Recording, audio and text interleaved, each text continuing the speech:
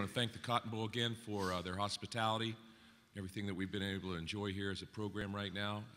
Looking forward to the game tomorrow night. And as I've said pretty much all week long, this will be a great opportunity, but a great challenge for us as a program. And we're looking forward to our moment. So with that, I'll turn it over to Coach Saban. Well, we'd certainly like to thank everyone involved with the Goodyear Cotton Bowl for the first-class hospitality that the city of Dallas and all the folks here have worked hard to accommodate our team and create a lot of real enjoyable hospitality for us. I think everything has been really first class. Obviously, this is a great competitive venue for both teams, but really excited about the opportunity that our team has, what they've been able to accomplish this year to play against a very, very good, challenging Michigan State team who has had an outstanding year as well. So this is what we came here for, and I think this is what the competitors are excited about. Okay, we'll take questions from the floor. We have two microphone ladies. If you'll put your hand up. We got a question on the front, middle, about halfway back. She's coming. He's coming. And if you would, your name and your affiliation, please. Lynn Henning, Detroit News. This concept of a playoff seems to have been so needlessly debated for so long. I'm just wondering now that we're 2 years into this, what each of your dispositions would be toward it, and if you are pleased, how much more pleased would you be if it went to 8 games? My feeling is, I think it's great for college football, the playoff. I think, having been in it now for the first time, 4 games is very difficult as you move through the process. I think when you start to throw 8 teams in there, I think it's going to get a little bit even more muddled as you move forward. We have our championship game within our conference, which sort of served as a way to get into this. And right now we're coming into playing our 14th game, so it's a lot of football games. I think that one of the concerns that I had going into the whole playoff system, although I think there's some tremendous benefits to it, and I think that 4 teams certainly gives everyone the opportunity to get the best team involved, and you have to play your way through it. But one of the unique things about college football was always that a lot of positive reinforcement was given to a lot of teams who had the opportunity to go to bowl games. And there were some, pretty significant, trips involved for families and fans and teams and players. And my concern was if we had a playoff, all the attention would go to the playoff and we would minimize the importance of those games for all those other players. And I think that's probably happened to some degree, but I think that from a fan's perspective, having a 4-team playoff, making sure that you get the best teams involved, creates a lot of excitement for fans, and I think it's a very fair way to do it. I think if we play as many games as we play now and go to 8 teams, we're going to be playing too many games. Question on the aisle left. Jennifer Hammond, Fox 2 Detroit. For both coaches, I'm hoping that you can share a story perhaps about maybe the first time that you two met and just what you felt about each other, and if you see similarities in one another that you think have fortified your relationship and coaching together over the years, as far as how you've maybe gravitated toward each other and learned from each other. That seems to be the ongoing story these days, huh, Coach? I got to know Nick a little bit prior to coming to Michigan State, and he hired me. He was still with the Browns, as I remember. Still with the Browns, and hired me before. Actually, he sort of interviewed me over the phone a number of times, and then I took the job. I went there, and then met him on that first recruiting weekend. As I remember it, pretty non-eventful, and we had recruits in, and we moved from there. So it's been a great experience. I've told this story before, but I remember when Mark was in high school. I don't forget where I was coaching, probably Kent State or something at the time, Zanesville High School, and went to South Carolina and sort of knew of him because of recruiting as a high school player. And then when he got into coaching and was a GA, kind of watched his progress in his career and met him a few times and was always impressed with him. And we got the opportunity to hire him at Michigan State. I think it was at Kansas. You know, I didn't really know him well enough to say that we were good friends or anything, but certainly respected the job that he did and made a great contribution to us trying to, you know, build the program back up at Michigan State a little bit at that time under the circumstances that we were under then. So, and he's obviously blossomed into a fantastic job in terms of what he's done at Michigan State right now, and I think the world should recognize what a great job he's done. We have a question on the aisle on the right Greg side. Human, Channel 6 in Lansing. Mark, has Nick ever been angry at you or hollered at you or anything? Of course. My assistants would say the same. So I think that's part of the job, you know. You're detail-oriented. You want things done the correct way, and there's a process. There's a process to everything, and that's the way of the game. You know, this is a high-pressure, high-stress environment that we're in, and things need to be run correctly, and they need to all go in the same direction. We're in our 6th day in town now, and a lot of more media are here now, and you're getting asked Yeah, a lot I of the see same questions. Are you getting tired at all of talking nice about each other? The fact is, you're trying to beat each other's brains in tomorrow. No, I don't think it has anything to do with that. I think, you know, you respect people for what they do, and you respect great competitors, and as a coach, you know what it takes, the hard work that it takes, the togetherness that it takes, the culture that you have to sort of establish to have a winning program. And when you play another winning program, you just have a lot of respect for that. There doesn't have to be any dislike or distrust or hatred or anything else. It's you respect competitors, and I think great competitors go do their best against each other, and you know, and you have the same respect when you come out the other end, regardless of what happens in the game. You know, I want to add that, you know, a lot of our program is patterned after the people that I've been able to work for, and certainly Coach Saban has had great success, and quite frankly, a lot of the things that we do are patterned after the things that I learned from him, whether it's technique in the secondary, the back end a little bit, or defensively, or just structure of the entire program, recruiting, a lot of different aspects. As I said before, you know, would not be sitting up here in front of all you answering the same question over and over if I had not been afforded that opportunity. We had a question on the front right-hand side. Dan Uthman from USA Today. Question for both coaches over here. How important for you as head coaches is it to find innovations or introduce innovations in the off season, and how much time and effort do you individually put into that? He's letting me answer all the questions, I guess. First, anyway. We'll probably get to kick off. But I would say that's part of coaching.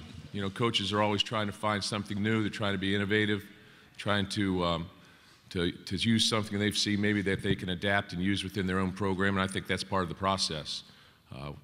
Had that not been the case, we would be stuck in neutral someplace, and I think players, programs are always evolving, always, constantly, and I think that's one of the best things that you do as a coaching staff is try and get better every year, and so you have to critique yourself and have to reinvent yourself at times as well.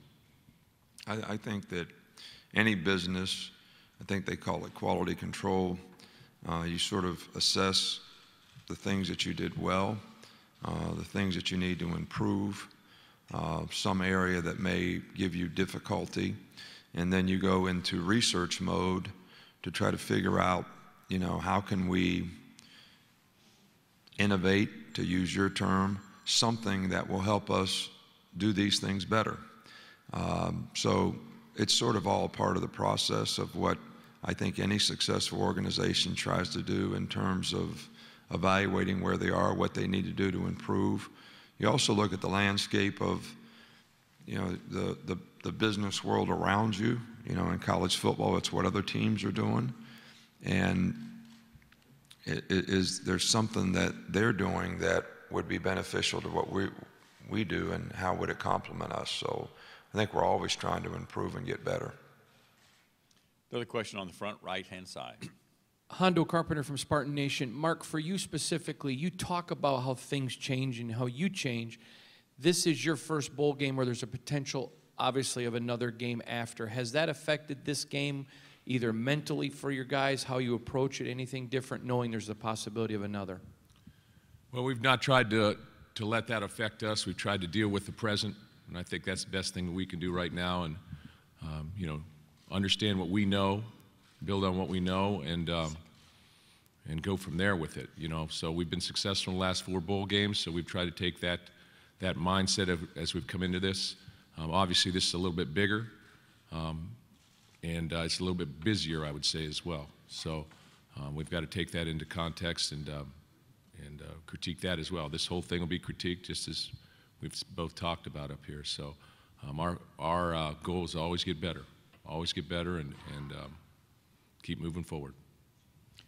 We got a question on the platform all the way in the rear on the right-hand side. Right back here, guys. Tom Menino, WVTM TV. Mark, Jay Coker, Alabama's quarterback, said earlier this week Nick Saban is pretty hilarious. Would you agree with that statement? Yeah, I would.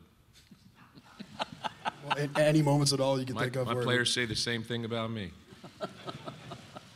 I mean, any stories you can recall at all about times you've had? No, you know, we're talking about 15 years in the past. We'd have to sit down and talk for a while. But you're talking about 1995 when I was hired and worked for Coach, for Nick, until through the '99 season. So 5 years and 5 good years. 5 good years, 5 years with a lot of learning, a lot of different things. But you know, I can't really come off with a hilarious story right now. and Nick, little tense time up here in front of all you. And Nick, how important is it to keep it loose with your players, especially during weeks like this where so much is on the line? For myself? Well, I think that the players basically need to stay focused on the things that have helped them be successful in the past. It doesn't start now. It started with the preparation for the game and how they invested their time in practice and what they needed to learn about the other team so that they have a chance to go out and execute and be successful. But I don't know that you try to keep players loose. I think there's an edge that you'd like for them to have that is going to give them the best opportunity to go out there and play for 60 minutes in the game the way that I'm sure they'd like to play and we'd like for them to play. We got a question on the second row on the left-hand side. Jack Ebling, the Team 92.1 FM. Nick, Mark's talked a lot about things he learned from you. Have you learned anything from him except maybe how to block a punt in the last 10 seconds? Well, you know, I think that since we have not worked together for, I think he said 15 years, which I hadn't figured that out, but I think you learn a lot from anyone that you work with, especially when they're quality and do a good job. I think relationships are really important in any organization. I've always tried to have really good relationships with the people on our staff and the players in our organization and the people in our organization. And I always felt like I had a really good relationship with Mark. And I think that was helpful in, you know, maybe us being able to work well together. So, and I learned things from everyone on our staff. So I think it's a part of how you evolve and improve. You're always looking for input from the people you work with. Question on the left-hand side, second row. Ryan Schuling, Team 92.1 in Lansing. For each coach, since your last meeting 5 years ago in a bowl game, how would you say your programs have evolved, changed, maybe are the same in some ways since that last time you met? Well, 2010 is quite a while ago, but that was the first year that we had really, you know, we started really moving in the right direction. And obviously, we had some room to grow after that football game. So, as always, I try and measure our progress by who we play against and how we come out at the end. Try and define our football team at the end of the season, not at the beginning. So, we're going to see how far we've grown. But there was no question at that point in time that all of a sudden we got hit with a little bit of an avalanche, and our guys played hard, but we need to be better. Well, that team that we had that year, I think, was a very difficult team. I think sometimes when you win a national championship, the team that you have the next year sort of sometimes is a struggle to not have complacency. And I think that was probably true of that team. So in some ways, I felt like that team underachieved. But then they seemed to realize that and wanted to prove something, when we played in the bowl game, and probably played more the way they were capable of playing. But from my standpoint, what happened in that game will have nothing to do with this game, because none of the participants are the same, except maybe the coaches. But to me, Michigan State has really, grown as a program in a lot of ways. Quality of players, you can see that the system is embedded. The character, the competitive character they play with is something that's very obvious when you watch them play. And I think, those characteristics are, what makes a team really a good team and puts you in the position that they're in. Question on the second row left, and then we'll go to the rear. Chris Solari, Lansing State Journal. Nick, this is a question for you. Having been in East Lansing and what you've done both at LSU and Alabama, just, I guess from Mark's standpoint, what would a national title mean for him and Michigan State? Well, first of all, I have great love and sentiment for Michigan State, having spent 10 years of my life there, and I have a lot of great relationships. Michigan State afforded me a great opportunity. George Perlis was the first coach that ever gave me a responsibility of leadership, being a defensive coordinator, and Michigan State gave me an opportunity to be a head coach when I was a defensive coordinator to Cleveland Browns. So but a national championship means a lot to any program. But from my perspective, I think it means the most to the players. And most coaches are really excited for the opportunity that the players have created for themselves by the hard work and commitment that they've made. And I think the fun of it all is to see them sort of reach the fruition of what they've worked for. We got a question on the aisle all the way back on the right-hand side. Michael Casagrande, AL.com. Nick, for you, at what point before a game can you tell if a team has the right mental outlook, if they're ready to play? Is it locker room, pregame warm-ups? At what point can you tell, and what are you looking for in that moment? I don't really think I can't tell. I mean, maybe somebody can tell. I can't even tell that we're going to play for 60 minutes in the game once the game starts. I think you're always trying to focus on playing the next play and making sure your guys are staying focused and doing the best job you can to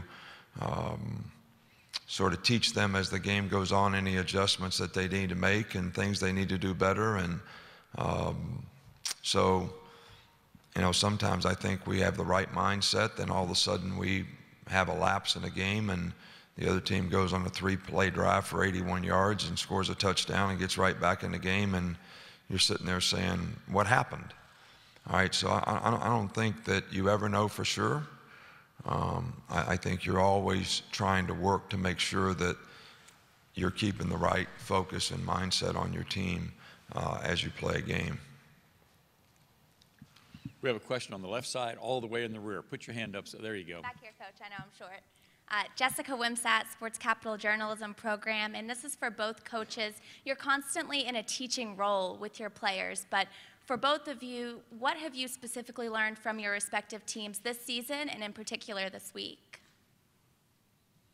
I think from my perspective, I've learned resilience, how we've played through things and played through to the end of the game. And our seniors have had what I think is most important. If your seniors have their best senior year that they've had, great things are possible. We've gotten great senior leadership again this year. And because of that, it's created great chemistry, which creates energy. I think the thing probably for me is the togetherness that our team has. We've always had good players, and I think this year's team probably has better togetherness. Everybody's sort of committed to the same vision of what they'd like to try to accomplish, and the leadership has certainly reinforced that, and the other players have accepted the leadership and followed suit. And I think that creates great relationships and good team chemistry, and that's probably one of the things that's helped this team sort of grow and develop and create an opportunity for themselves that early in the season I didn't think many people thought was possible. Question on the second row on the right-hand side. Nick, when you talked about Michigan State's competitive spirit, when you talk to your team, Ralph Russo with the Associated Press, when you talk to your team about that, do you mention specifically how the Spartans have thrived in these underdog situations, how they seem to embrace being on the other end of teams like Alabama? Well, I think that more importantly, what we've tried to emphasize is how many games that they've sort of been able to show the resiliency that they have, and whether it's win the game late in the game or win the game in the fourth quarter. I think that kind of competitive grit is something that you have to have a tremendous respect for, and you got to know what you're up against when you play against some people like that. We have a question on the middle, halfway across. For Coach Saban, Mark Hollis said that he called you before he hired Mark Dantonio. Could you talk about what that phone call was like, and also if you could maybe share some background on Harlan Barnett? I know he played for you with the Cleveland Browns. And Michigan State. And Michigan State, thank you. Yeah. Well, first of all, I thought Mark would be a really good candidate to be a head coach at Michigan State. He had lots of ties there. I'd done a really good job everywhere he'd ever coached. He'd been in a position of responsibility and done an outstanding job in that. He certainly has the right kind of personal character and integrity to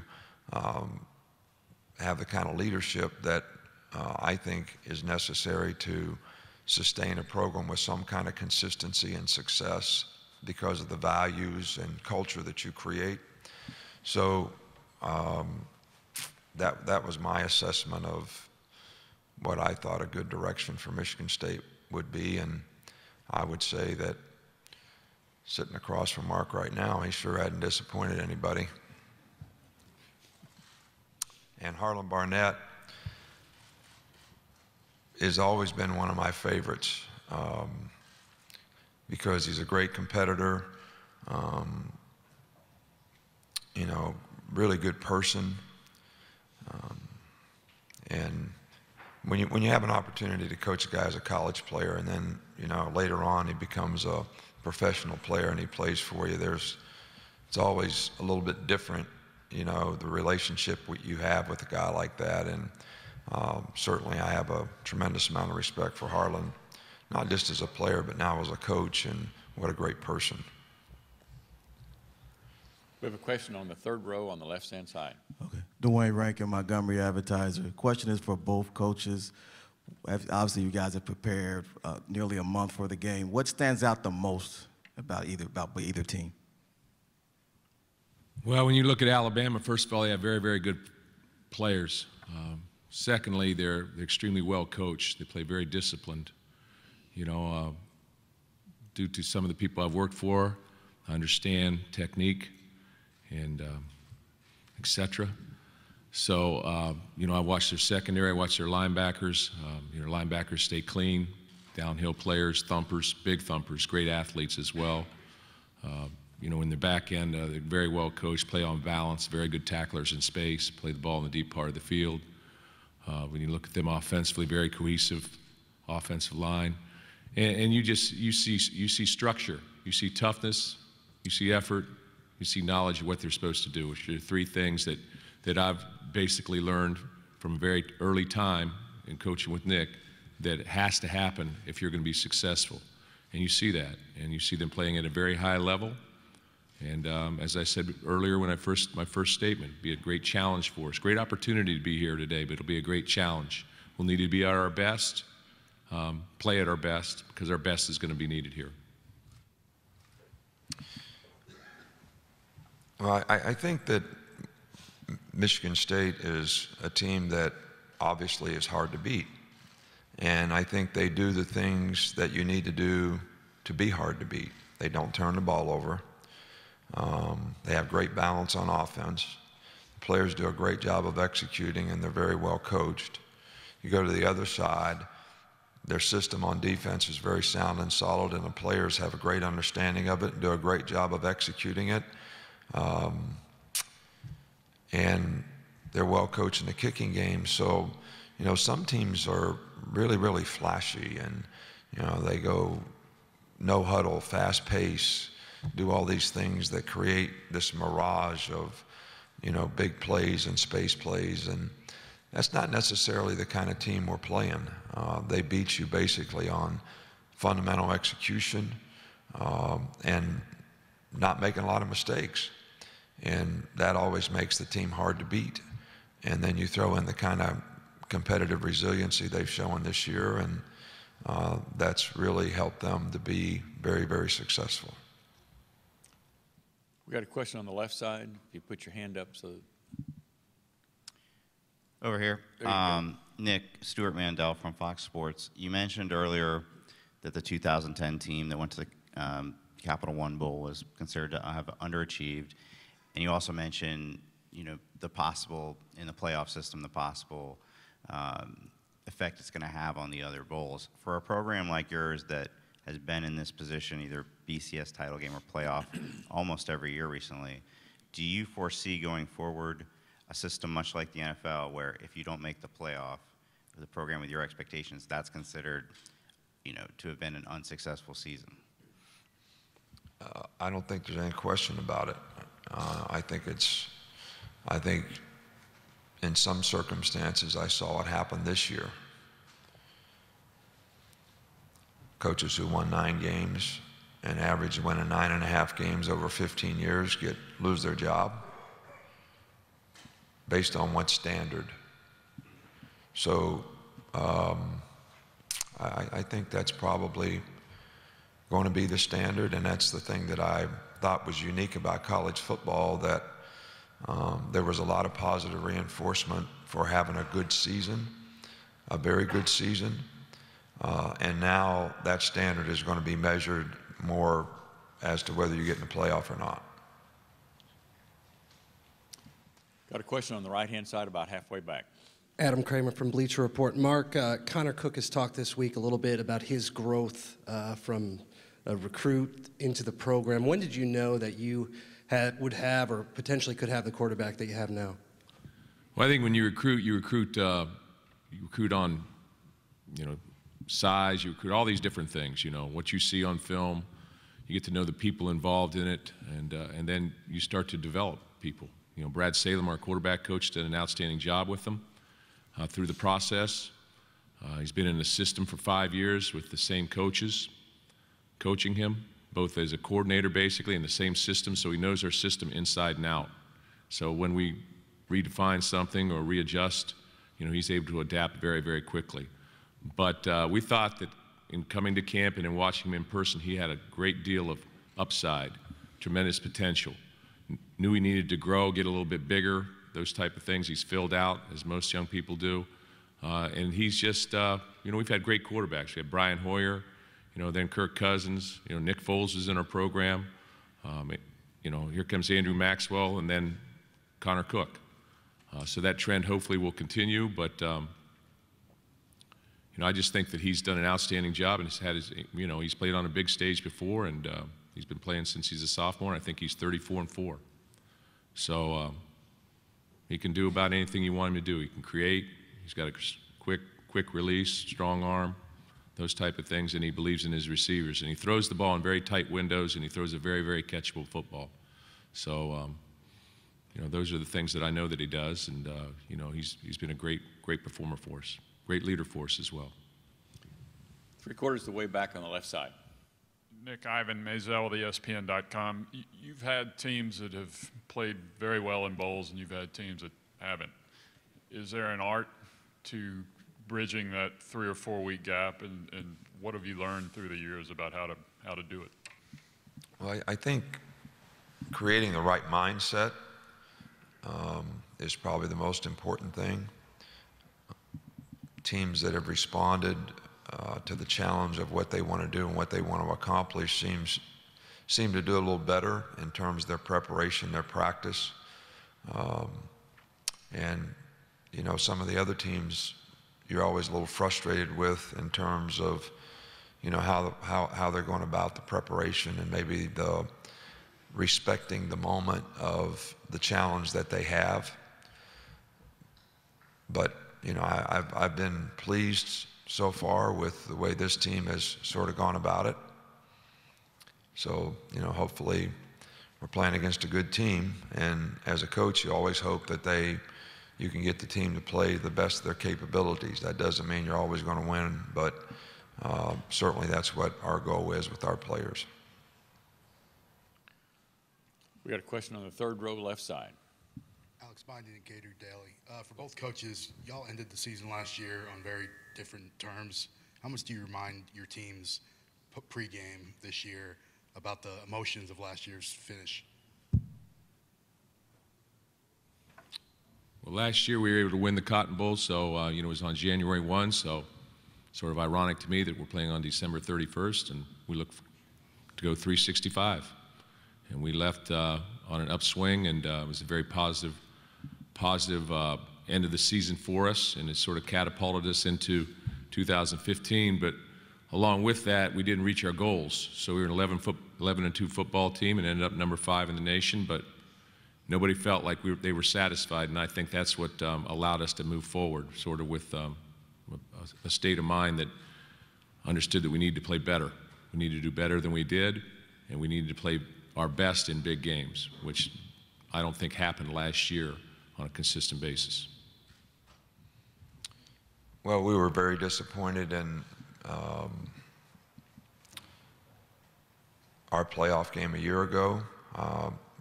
We played against a really good team who was playing really well at the time, and we don't ever want to take anything away from what they did. I thought they were one of the best teams in the country, which proved out to be the case, and then winning the national championship. And even though it was a very competitive, tough 7-point game, I felt like our team did not play the way you would like for them to play. And I think they felt the same way, very disappointed. And I think that probably was one of the catalysts for this year's team's sort of having something to prove. And so far, you know, they've done the things that they need to do to be able to give themselves another opportunity to see how they could play in a playoff game. Question on the left, about halfway. There we go.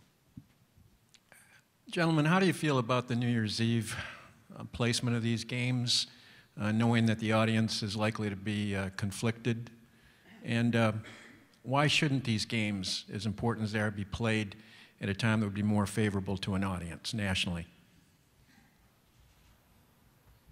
You know, some things you can control and some things you can't. It doesn't make any difference when we're playing, as far as I'm concerned. We're playing at 7 o'clock tomorrow night, and that's the focus. So I'm more concerned about the people on the sideline and how they're viewing it.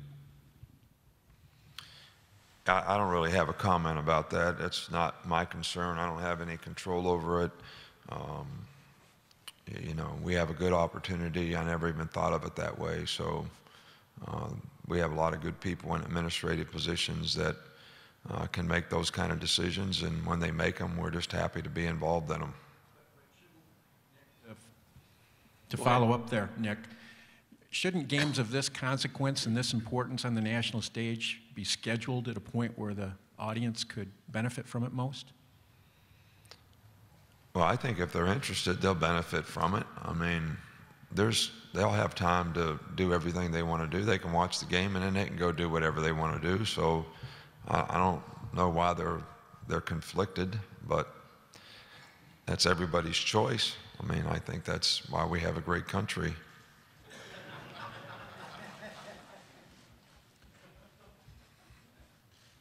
We got one last question. We'll get the microphone to you on the outside left just a moment.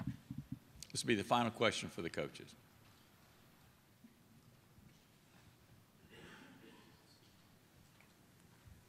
Thanks. Cecil Hurt, Tuscaloosa News. Coach Saban, I think with the Coach Spurrier out of the game, Coach Beamer out of the game, I think suddenly you're the winningest coach in college football. Do you consider yourself an elder statesman? And has your role changed in terms of college football in general and the issues you consider? No, I didn't realize any of those things until you mentioned it, so that would just show you the level of awareness that I have of these types of things, especially when, you know, you're sort of focused on your team and wanting to do a good job for your team, and I don't see it being any different. We have enough challenges trying to help develop the players that we have, recruit, you know, good players for the future, keep everybody in our organization sort of paying attention to the principles and values that have helped the organization be successful in the past. And, you know, that's challenging enough for me without getting involved in things that I really can't control. I do have an interest in what is best for college football. And I think all of us as coaches probably feel the same way. And if there was something that we could do for the benefit of the game and the player, I think that we would definitely be involved in that to whatever degree we could to help the quality and integrity of our game. Okay.